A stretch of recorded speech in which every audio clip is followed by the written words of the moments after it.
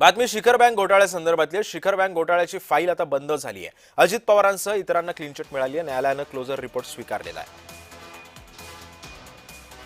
दरम्यान हा घोटाळा नेमका काय होता आणि काय आरोप होते पाहूयात ग्राफिक्सच्या माध्यमातून। 2001 आणि 11 दरम्यान 23 सूतगिरण्या कारखान्यांना तारण न घेता कर्ज। 23 कारखाने सूतगिरण्यांकडून कर्जफेड नाही, कर्ज एनपीएफ मध्ये।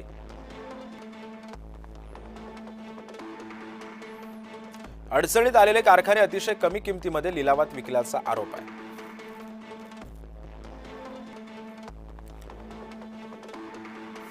कर्ज दिलेल्या 23 पैकी अनेक कारखान्यांची संचालकांच्या जवळच्या व्यक्ती नातेवाईकांकडून स्वस्तात खरेदी केली गेते।